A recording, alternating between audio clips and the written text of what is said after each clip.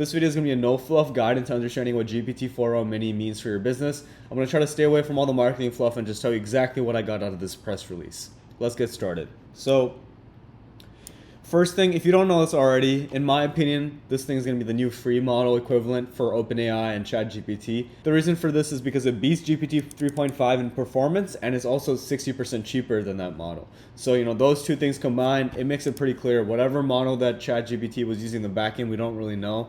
This is going to come in and replace it. And another thing is that all users can use this model, and that includes free users. So you can be pretty sure this model would be used in some kind of free tier version.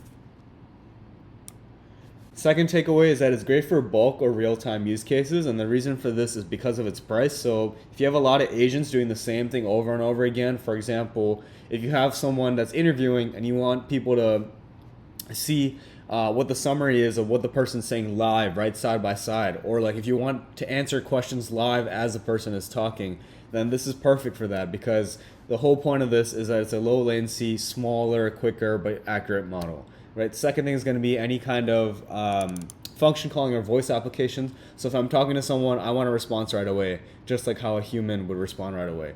So any of those, quick real-time use cases where you need an answer right away, or like a 3-second difference versus a 1-second difference is going to make a huge impact, or like a 1 second or like a 0.5 second difference is going to make a huge impact. This is actually the model for you. This is, in my opinion, what it's really meant for. And I'm going to go more into that in the end to determine whether you should switch to this model or not.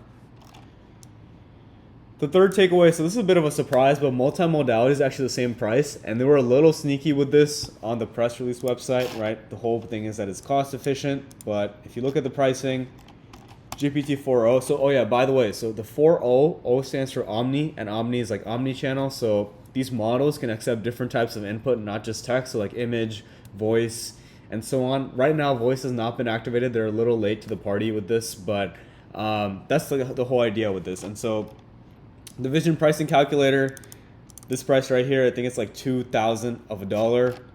This price right here, also $2,000. So if you're using some kind of image application or you are planning to use it, just use GPT-4o, the big model. With that being said, should you switch to this model?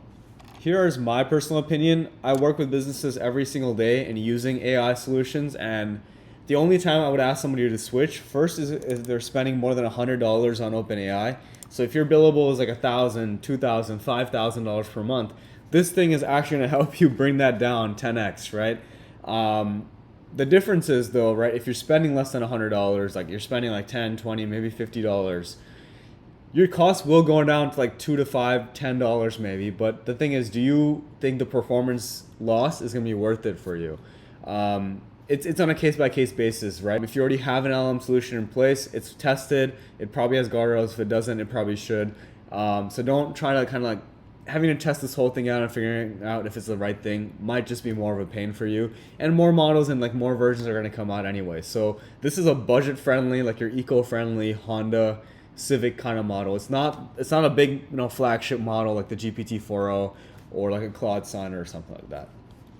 The second thing is going to be if your AI is not customer facing. What I mean by that is if you have some kind of chatbot that your customers are seeing right now, whether you have like a SaaS where AI is being used real time. And when I say real time, like a lot of users are using it right now. The reason why this is dangerous is because if going to this lower model, yes, your margins will improve because the cost is lower, but if the performance also drops, you might lose something bigger, which is the goodwill of your customers.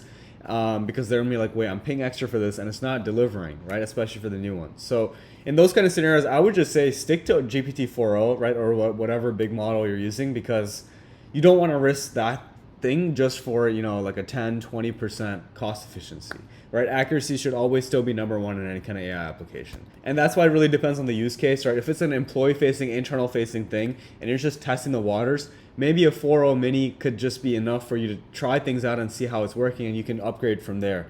Hopefully you're kind of getting a general gist of what I'm trying to say. And the third use case is going to be bulk operations. So if you're calling OpenAI 500, 1,000, 2,000 times per day, or you have like a script on Zapier that's, every single day it's automating, like go on the website and figure out this thing for me.